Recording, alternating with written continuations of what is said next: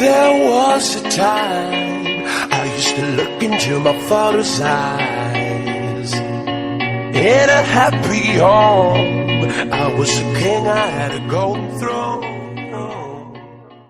Hola, bienvenidos a su canal El Administrador 2, canal en el que hablaremos sobre el derecho laboral. Este podcast tratará sobre las relaciones colectivas del trabajo. Los temas de los que hablaremos serán contrato colectivo, sindicato, federaciones y confederaciones, sindicato, coaliciones, asociaciones, federaciones y confederaciones, negación de registros, causas de suspensión y terminación de las relaciones colectivas, definición y límites, requisitos, clasificación lícita, ilícita, etc., efectos, procedimientos y sobre el COVID-19. Bueno, dado una breve introducción de los temas que trataremos, comencemos con el podcast. Empezaremos hablando de lo que es el contrato colectivo. Este es un convenio celebrado entre uno o varios sindicatos de trabajadores y uno o varios patrones, con objeto de establecer las condiciones según las cuales debe prestarse el trabajo de una o más empresas. Claro que como hablamos en el podcast anterior, hay diferentes tipos de contrato, pero el contrato colectivo deberá celebrarse por escrito y este tendrá pena de nulidad. Brenda les explicará un poco sobre lo que es la pena de nulidad. Esto quiere decir que todo contrato se anulará si falta alguno de los requisitos que la ley nos dice. Más adelante hablaremos de lo que debe contener un contrato. Las causas por las que se puede anular un contrato son una causa ilícita o ilegal, objeto ilícito, que lo que se establezca en el contrato sea ilícito, actos celebrados por personas no capaces, como por ejemplo una mujer de 14 años o un hombre menor de 12, los sordomudos que no se pueden dar a entender con claridad o personas con demencia. Yo había leído que hay la nulidad absoluta y la relativa, o sea, la absoluta es como decía Brenda, cuando es una causa ilegal porque omiten las leyes, porque una de las partes quiere hacer valer su derecho o puede que en el contrato hayan establecido una cosa, pero te ponen a hacer otra, totalmente diferente. Y la relativa es cuando no reúne algunos caracteres de los que acabo de mencionar, y esta solo lo puede pedir el que haya sufrido estos vicios de consentimiento, ya sea por ser menor de edad o no tener la capacidad para comprender el hecho, y esta nulidad prescribe 4 años. Para que puedan entenderlo mejor, les daré unos ejemplos.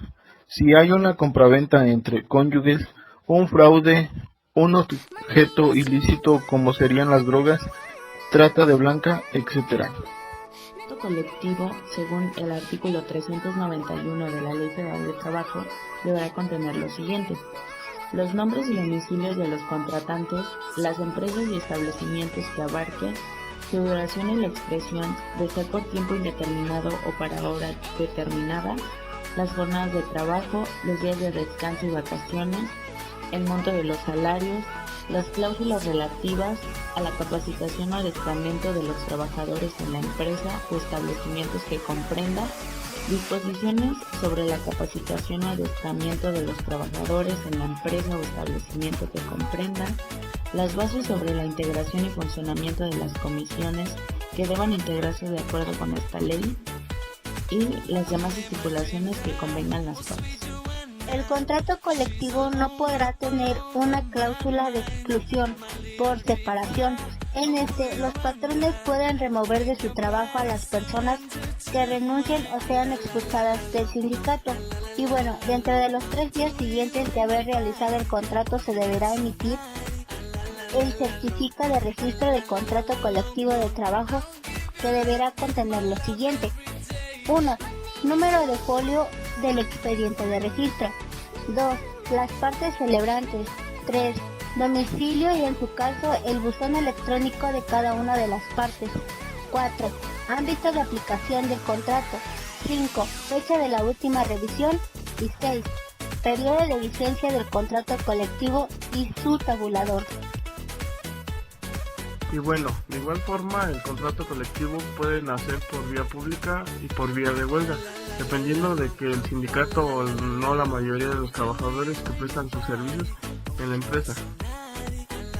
El artículo 369 nos dice que las estipulaciones del contrato colectivo se entienden a todas las personas que trabajen en la empresa o establecimiento, aunque no sean miembros del sindicato que lo haya celebrado, con la limitación consignada en el artículo 134. La solicitud de revisión deberá hacerse por lo menos 60 días naturales antes del vencimiento del contrato por tiempo determinado. Si este no es mayor a 2 años, antes del transcurso de 2 años, si el contrato por tiempo determinado tiene una duración mayor y antes de que transcurran esos 2 años, en los casos del contrato por tiempo indeterminado o por obra determinada. No, podemos seguir hablando de este tema, que realmente es muy extenso. Todo es importante, claro, pero creemos que eso es lo que les podría ser de mayor utilidad. Igual les recomendamos leer la Ley Federal de Trabajo del artículo 386 al 403 para que así puedan seguir informándose.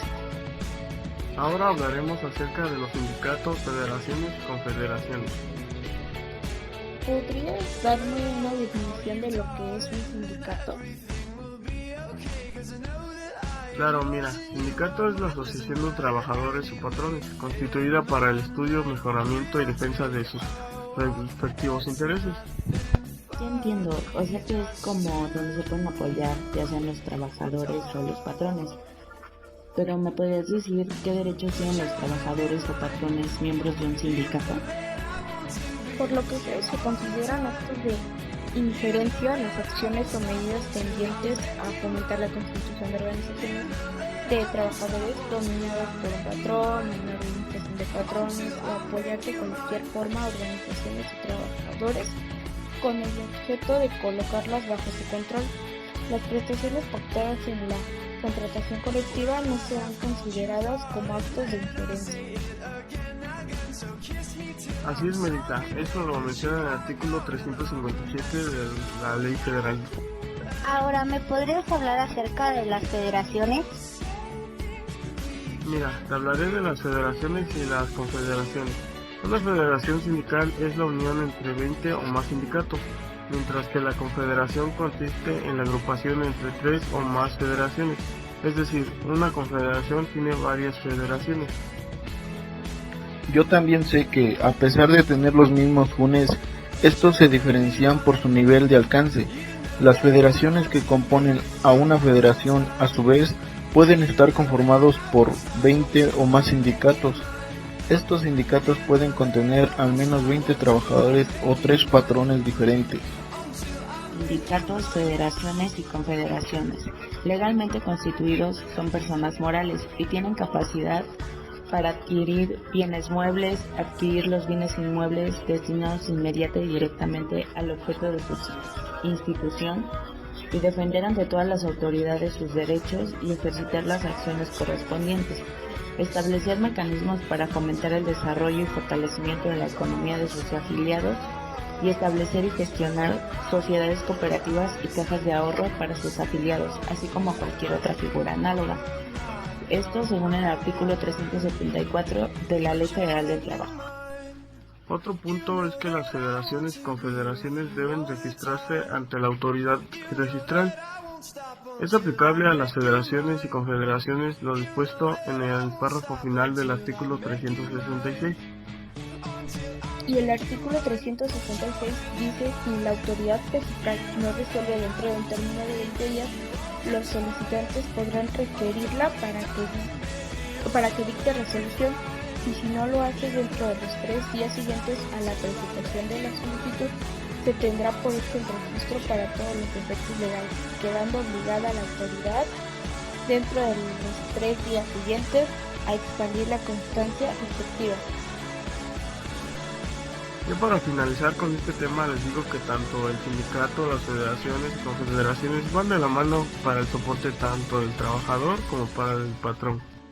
El sindicato es una agrupación de gente trabajadora, con el fin de defender los intereses financieros, profesionales y sociales, vinculados a las tareas y trabajos que llevan a cabo las personas que la componen. Se trata de organizaciones con espíritus democráticos que se dedican a negociar con quienes dan empleo las condiciones de contratación laboral. Sindicato proviene del griego syndikou, un término que empleaban los griegos para denominar al que defiende a alguien en un juicio, como un protector. En Atenas en particular se le llamaban síndicos a una comisión de 5 oradores públicos encargados de defender las leyes antiguas contra las innovaciones. Y pues ya más adelante se utilizó la palabra sindicato con valor adjetivo para denominar aquello que afecta a la comunidad o era comunitario.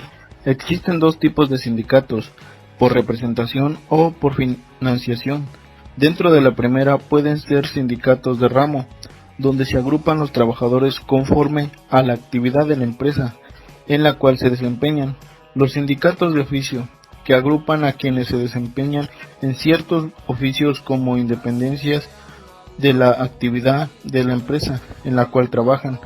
Existen también los sindicatos de empresas que reúnen a los trabajadores de una empresa en particular, que en general solamente son posibles en grandes empresas. A su vez también los sindicatos son denominados de primer, segundo y tercer grado. Bueno, pues la primera se denomina sindicato de primer grado, aquellos que están formados por los trabajadores. Los de segundo grado, llamados así en general de federaciones y confederaciones. Y los de tercero, un ejemplo sería el sindicato de tercer grado, es de la Confederación General de Trabajo.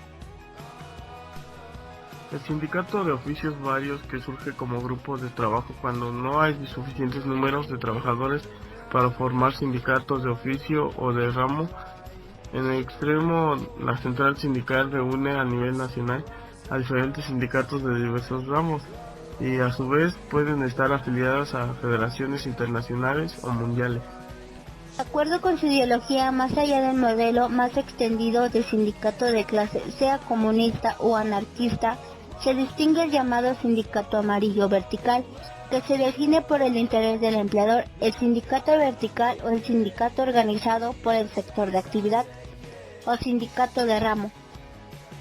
Nada tiene que ver con el amarillismo ni la defensa de interés del empleador, que es claramente inconsciente. A veces se causa a sindicatos de empresas de ser amarillos, o se usa el término de forma despectiva para calificar a sindicatos o centrales sindicales, a los que se ve como poco combativos. Segunda, la financiación permite distinguir entre los que aceptan subvenciones o ayuda del Estado y los que se limitan a las aportaciones de sus afiliados, mediante la autogestión o, por ejemplo, a través de estampillas sindicales.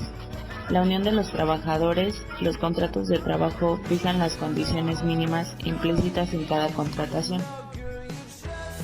Bueno, por ejemplo, si el convenio colectivo firmado por el sindicato de comercio establece que ningún empleado del sector puede cobrar menos de $500 mensuales, los trabajadores del sector comercial solo podrán recibir salarios mensuales superiores a los $500 acordados anteriormente.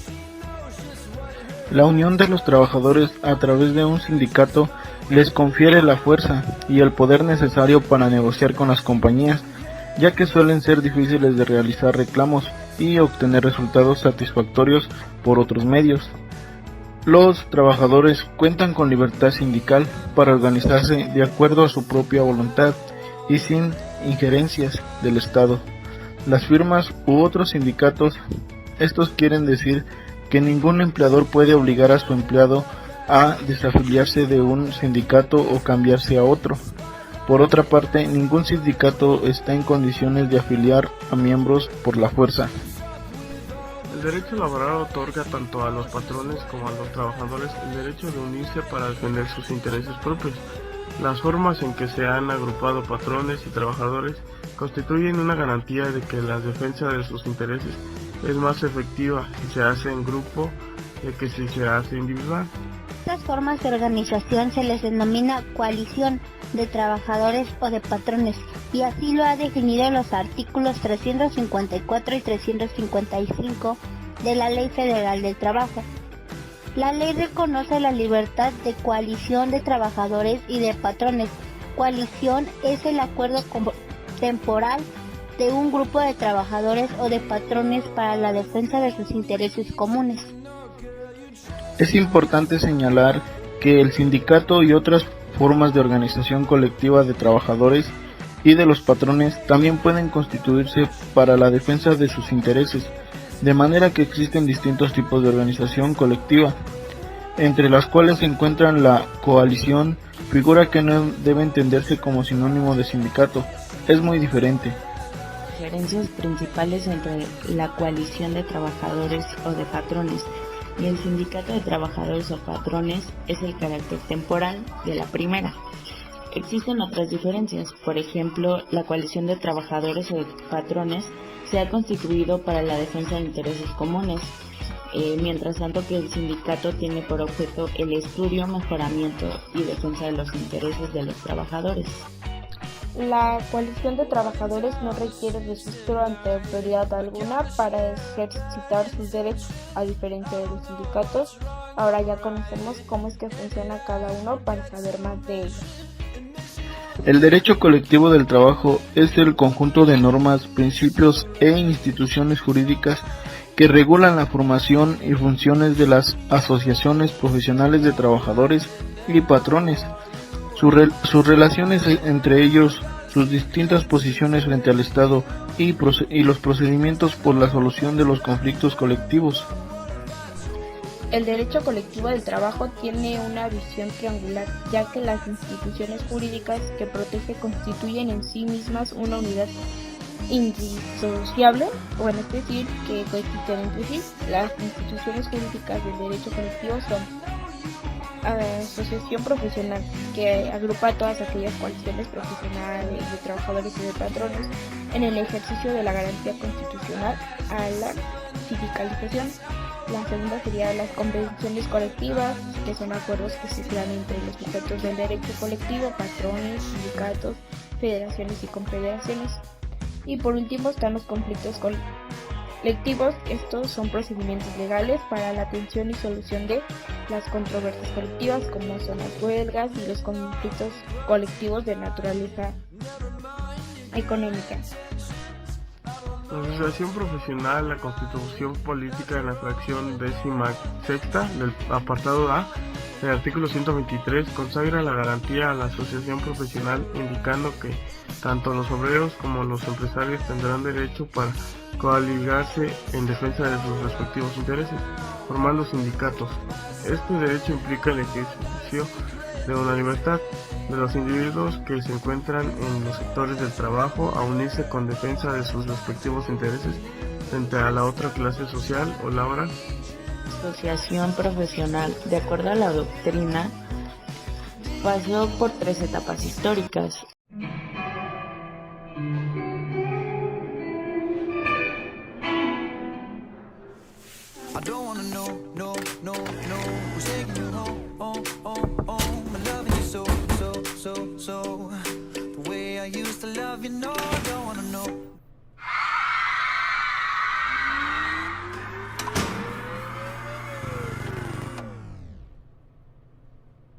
Wasted, and the more I drink, the more I think about you.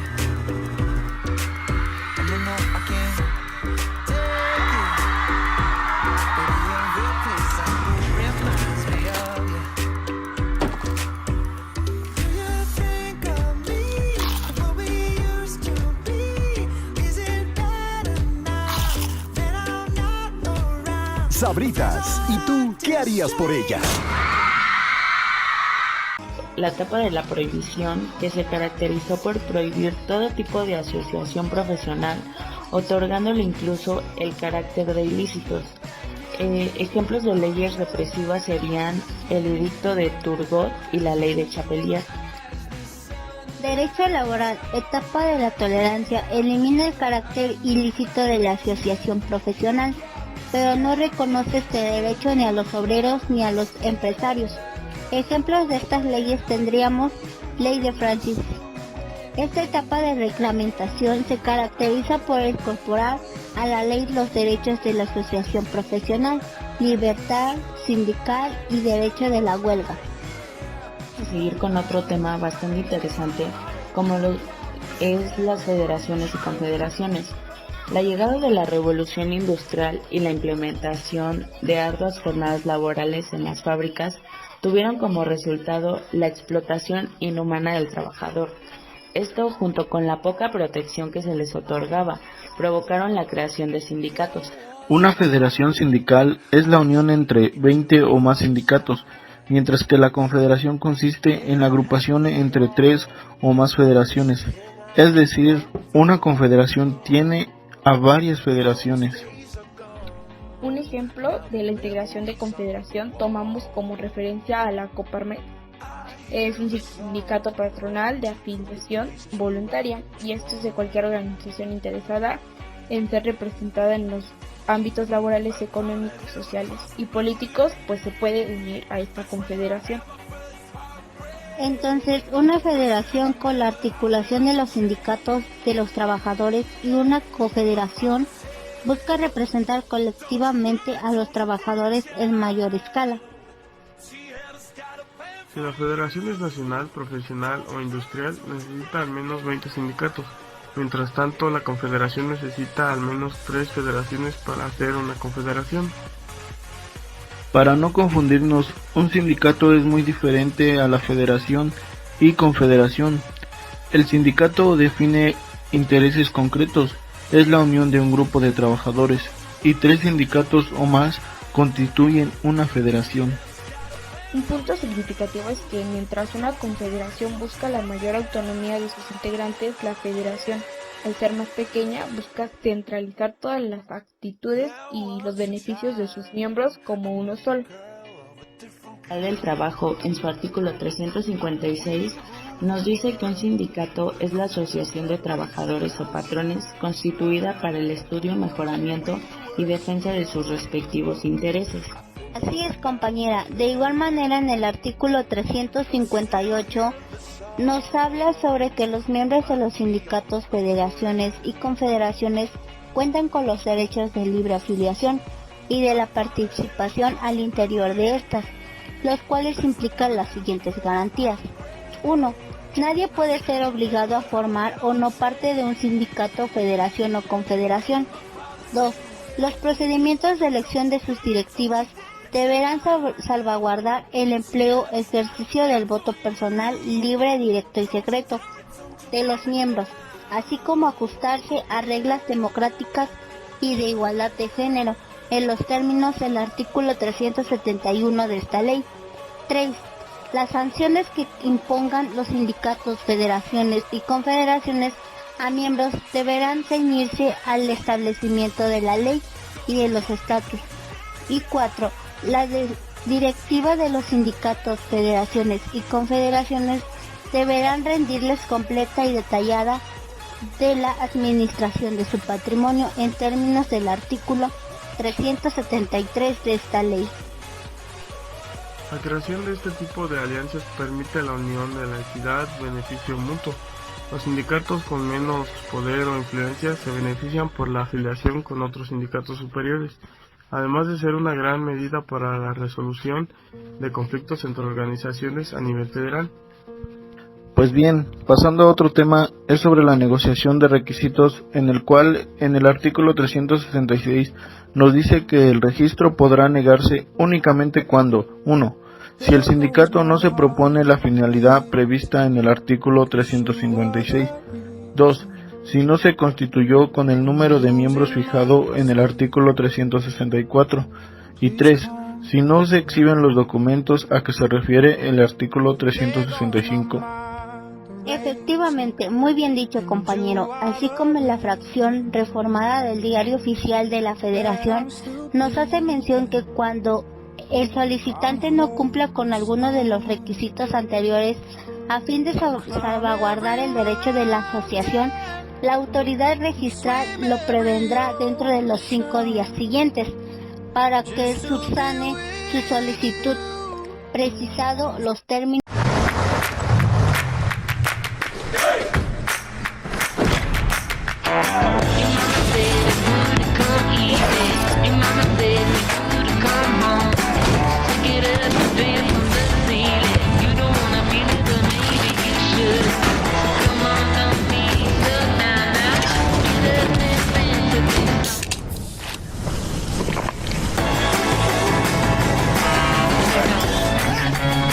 en que deberá hacerlo.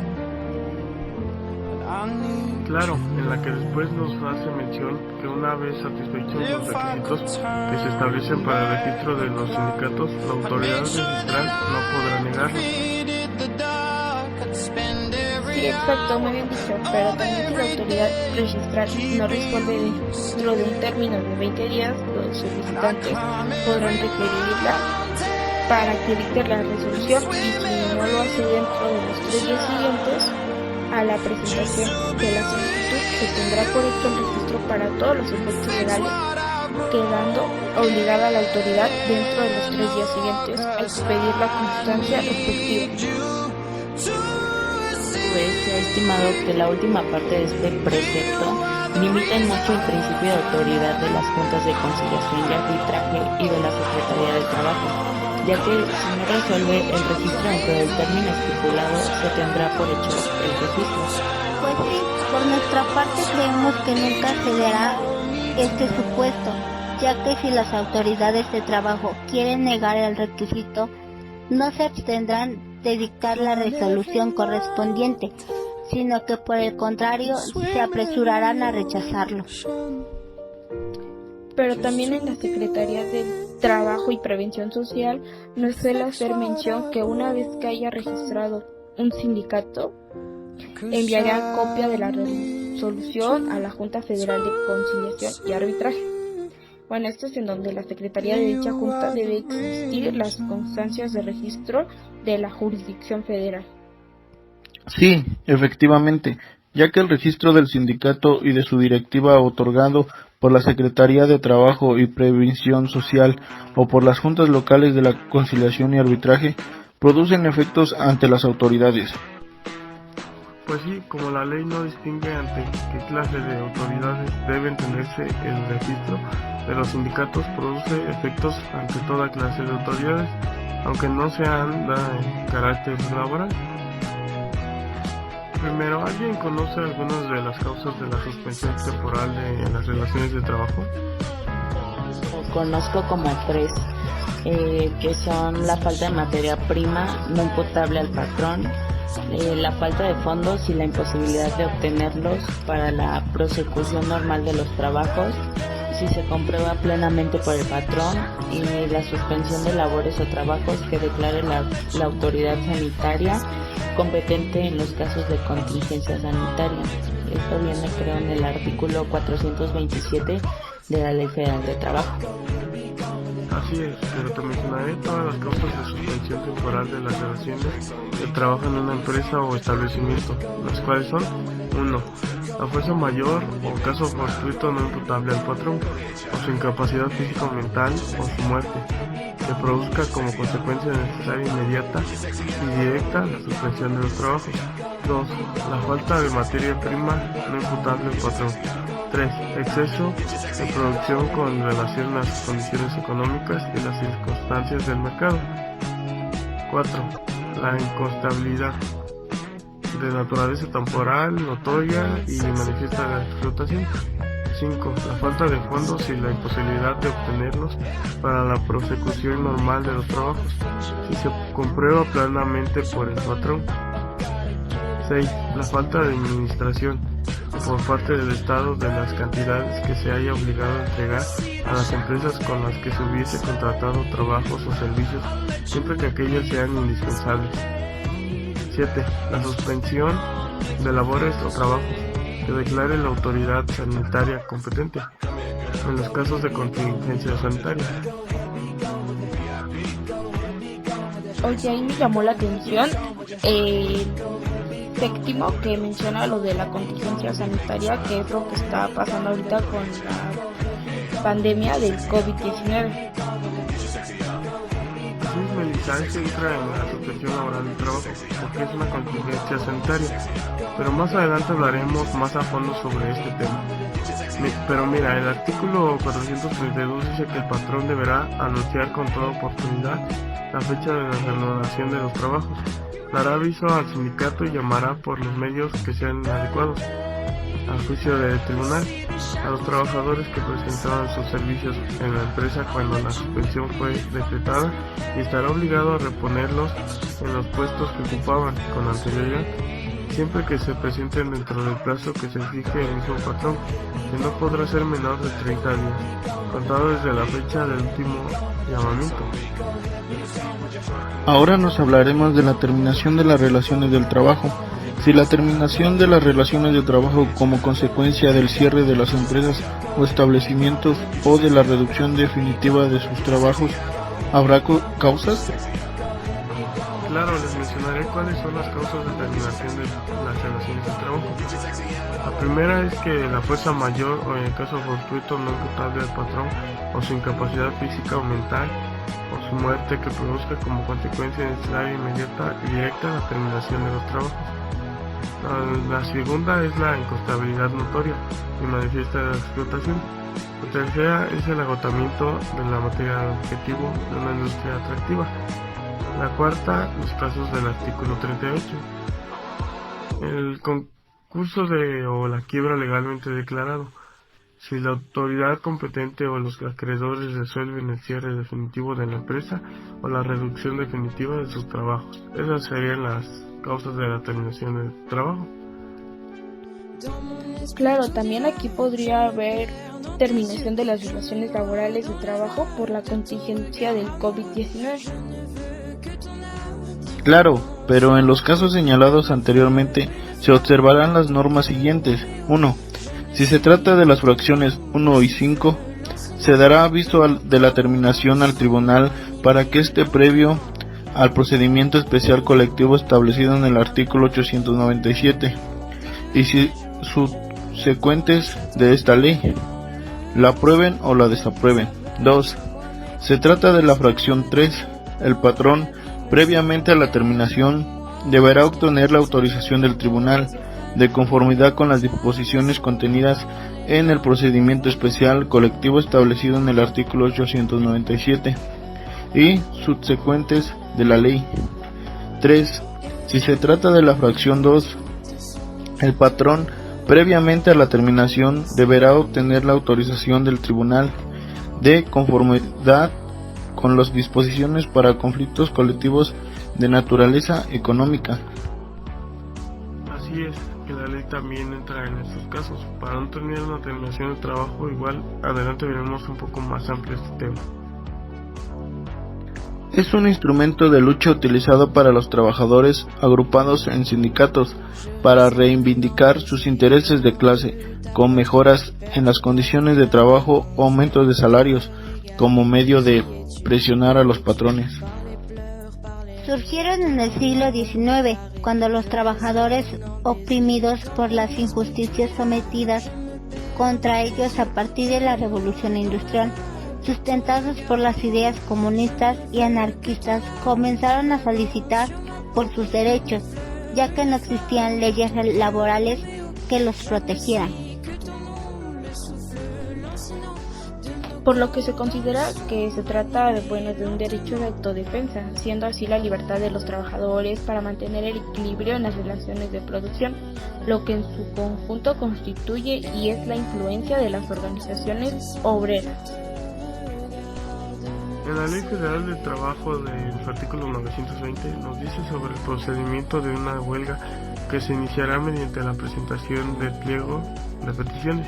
En ese mismo artículo vienen los requisitos que se deben reunir, que son los siguientes. El primero es que se dirigirá por escrito al patrón y en él se formularán las peticiones. Anunciarán el propósito de ir a la huelga si no son satisfechas. También se presentará por duplicado al tribunal competente. Y por último, el aviso para la suspensión de las labores deberá darse por lo menos con 6 días de anticipación a la fecha señalada para suspender el trabajo. Y yo pensaba que una huelga era fácil, pero qué equivocado estaba. Ahora puedo decir que hasta para hacer una huelga lleva un procedimiento. Sin embargo, gracias a los reclamos originados, la aparición de los derechos laborales a nivel constitucional, respetándose actualmente las jornadas de trabajo, el derecho a vacaciones, el salario mínimo, el trabajo de mujeres, menores, etc. Hay que saber que las primeras huelgas fueron excesivamente violentas y costaron muchas vidas, ya que fueron reprimidas con toda crueldad. La huelga también es un derecho que le corresponde a los sindicatos, que son los encargados de declararla. Ningún trabajador puede ser despedido por ejercer su derecho a la huelga, aunque sí puede descontarse los días no trabajados. Para concluir con este tema, entendemos que el derecho de huelga, como la manifestación de la autonomía colectiva, comprende la facultad de los trabajadores de utilizar un medio de acción directo para realizar un reclamo. Bien, ahora, con base a esto, otro tema de suma importancia a tratar sobre las relaciones colectivas de trabajo está lo que también se conoce como la huelga lícita, en donde, de acuerdo con el artículo 123 constitucional, fracción 18, nos dice que las huelgas serán lícitas cuando tengan por objeto conseguir el equilibrio entre los diversos factores de la producción, armonización de los derechos del trabajo con los del capital. Sí, claro, ya que esto nos dice que en los servicios públicos será obligatorio para los trabajadores dar aviso, con 10 días de anticipación a la Junta de Conciliación y Arbitraje, de la fecha señalada para la suspensión del trabajo. Así también como en el artículo 920 hace justificación que el procedimiento de huelga se iniciará mediante la presentación del pliego de peticiones, en donde deberá reunir los requisitos siguientes, como son Ley Federal del Trabajo, Cámara de Diputados del Congreso de la Unión, Secretaría General, Secretaría de Servicios y Parlamentarios. Efectivamente, en donde se dirigirán por escrito al patrón y en él se formularán las peticiones anunciadas, el propósito de ir a la huelga si no son satisfechas, expresarán concretamente el objeto de la misma y señalarán el día y la hora en que se suspenderán las labores o el término de prehuelga. Incluso por otra parte se presentará por duplicado al tribunal competente, si la empresa o establecimiento están ubicados en lugares distintos al en que reside el tribunal, ya que el escrito podrá presentarse al órgano jurisdiccional más próximo o a la autoridad política de mayor jerarquía del lugar de ubicación de la empresa o establecimiento. Y este es el órgano o autoridad que haga el emplazamiento remitirá el expediente dentro de las 24 horas siguientes al tribunal competente y le avisará telefónicamente o por cualquier medio electrónico. Sí, muy bien dicho, cooperas, pero también no sé si sabían que el aviso para la suspensión de labores deberá darse, por lo menos con 6 días de anticipación a la fecha señalada para suspender el trabajo, y con 10 días de anticipación como se trate de servicios públicos, observándose las disposiciones legales de esta ley. El término se contará a partir del día y hora en que el patrón quede notificado. Sí, compañero, así como también cuando el procedimiento de huelga tenga por objeto obtener del patrón o patrones la celebración del contrato colectivo de trabajo en términos del artículo 450, fracción 2 de esta ley, en la que no informa que se deberá anexar el emplazamiento a huelga la constancia de representatividad expedida por el Centro Federal de Conciliación y Registro Laboral conforme al procedimiento establecido en el artículo 390 bis. Muy buenos comentarios, amigos, pero ahora otro tipo de huelga que también se lleva a cabo es la huelga ilícita, en donde, a mi opinión, creo que sería muy interesante darla a conocer, pero ¿alguien de ustedes quiere comentar? Pues yo comenzaré, pues miren, hasta donde yo tengo entendido es que estas huelgas serán consideradas como ilícitas únicamente cuando la mayoría de las huelguistas ejercerán los actos violentos contra las personas, a las propiedades o en caso de guerra, cuando aquellos pertenezcan a los establecimientos y servicios que dependen del gobierno. Efectivamente, incluso en el artículo 445 nos menciona que la huelga es ilícita siempre y cuando deba cubrir ciertos requisitos para considerarse legal. Muy buenas opiniones, pero ¿no creen que también debemos de conocer acerca de la huelga legalmente existente?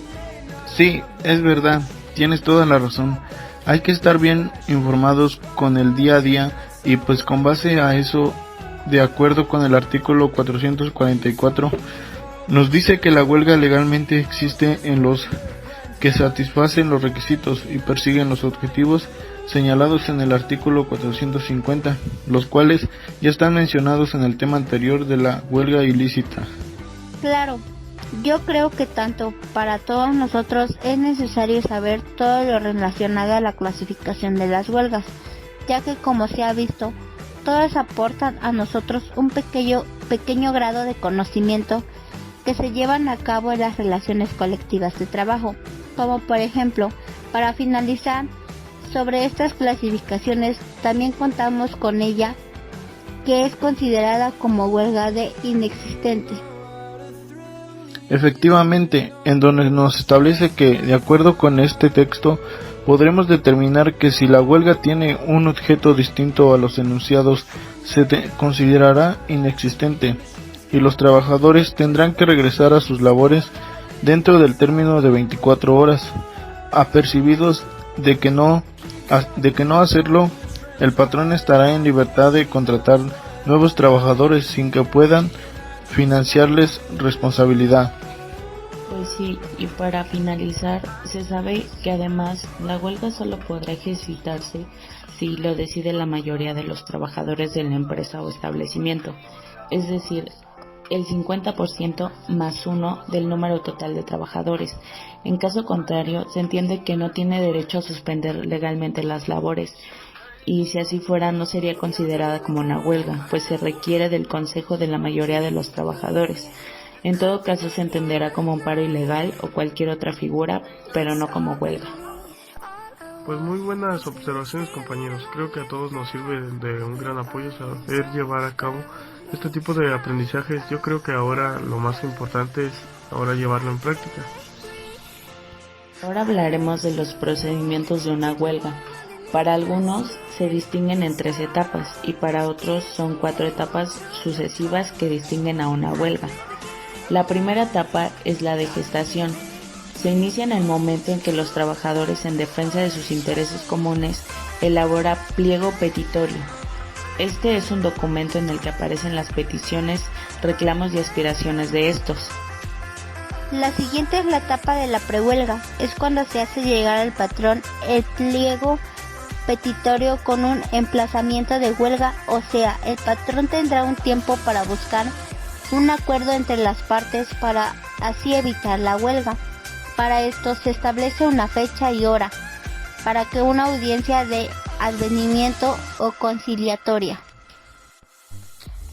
Si no se llega a un acuerdo, se pasa a la etapa 3, que es la de la huelga estallada. Y bueno, en esta los trabajadores suspenden las labores dentro de 72 horas después de la declaración de huelga. Es cuando se solicita al patrón la declaración de la inexistencia o de ilicitud de la huelga ante la junta respectiva. Y por último, en esta etapa 4, que es la etapa de poshuelga, es cuando ya se resuelve el conflicto, ya sea declarado la huelga no existente o ilícita o decretando la impunidad del patrón. En este periodo los trabajadores y el patrón tienen la obligación de cumplir las disposiciones recaídas en el procedimiento. Cualquiera de las formas de la terminación de la huelga deberá ser legitimada mediante un acta respectiva sancionada por la Secretaría de Trabajo y Previsión Social o por la Junta de Conciliación y Arbitraje. Es importante que ustedes sepan que si sus patrones están incumpliendo con algo o están cometiendo algún acto ilícito o algo a que todos los trabajadores no les parece, pueden irse a huelga. Claro que a los patrones no les conviene porque se pueden crear mala fama, y pues como hay trabajadores no generan dinero, que es lo que a la mayoría solo le importa. Pues como verán, otro tema de suma importancia a tratar en la actualidad es reflexionar sobre el virus que surgió en Wuhan y que hace no mucho ya hay varios infectados en México. Este se trata del COVID-19 o coronavirus. Efectivamente, sí, muy bien lo ha dicho la compañera, en donde actualmente se sabe que no hay un tratamiento específico para el coronavirus y que solo se indican medicamentos para aliviar los síntomas.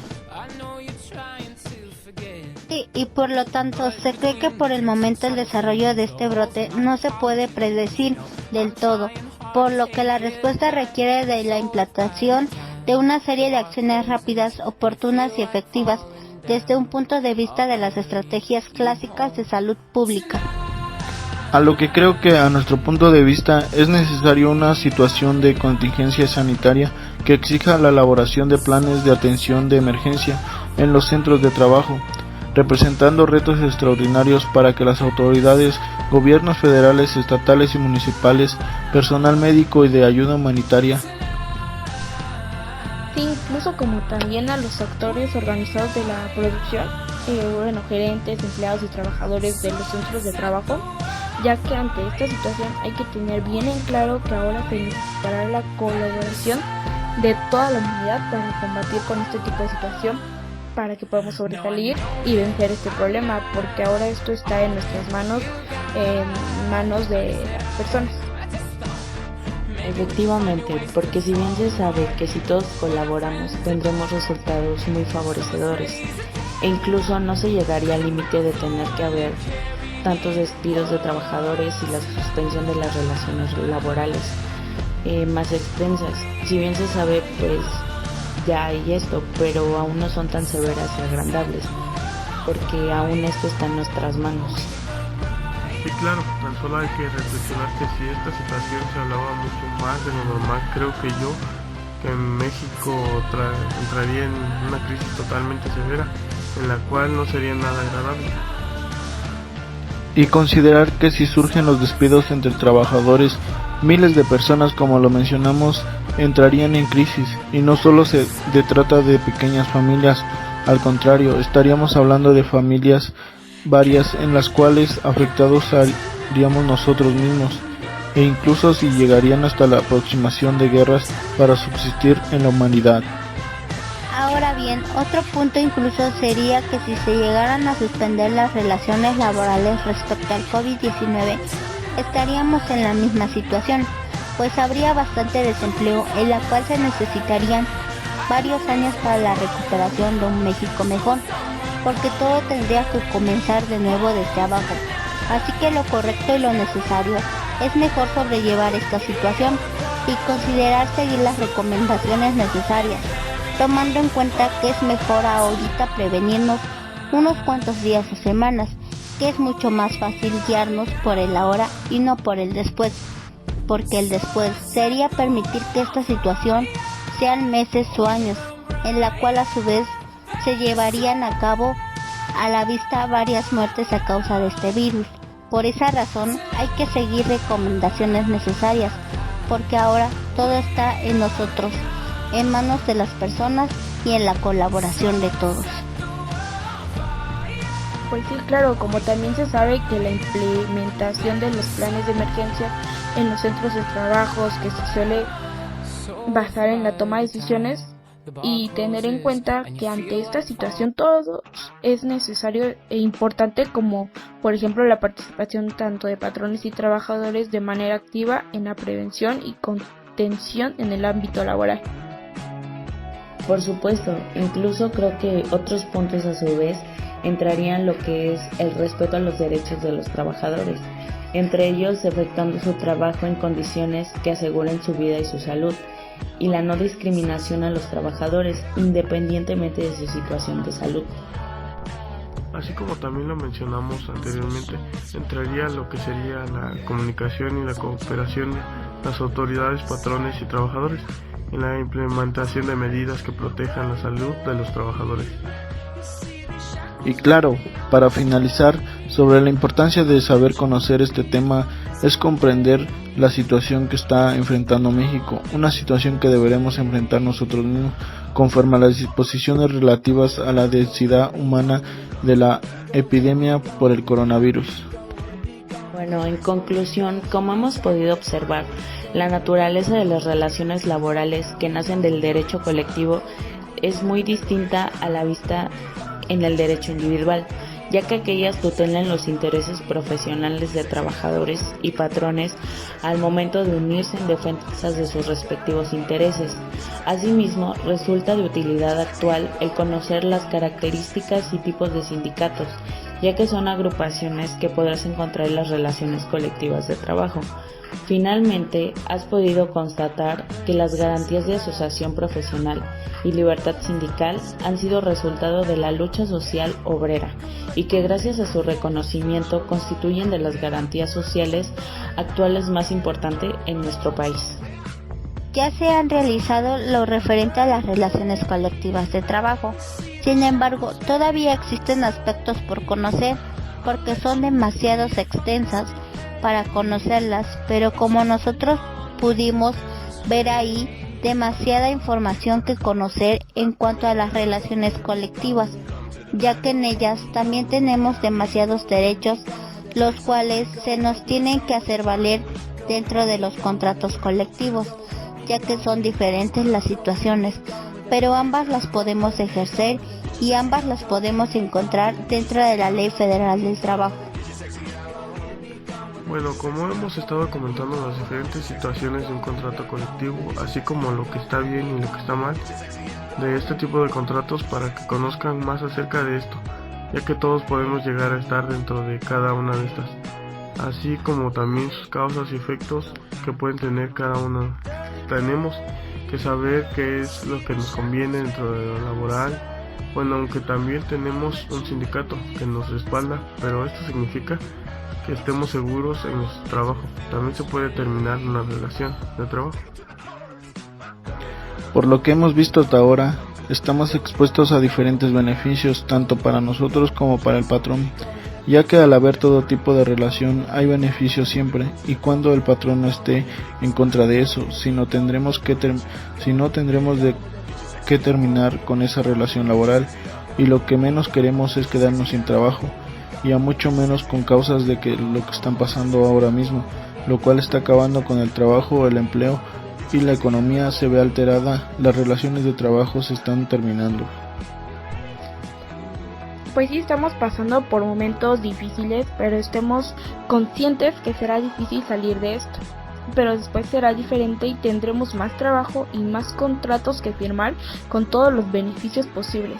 Y hay que aprovecharlos y saber utilizarlos para una mejor calidad de vida y asegurar nuestro trabajo, tanto individual como colectivo. En toda empresa ambos nos dan beneficios y tenemos quien nos respalde en cada uno de ellos para no perder nuestro trabajo a menos que el patrón lo decida.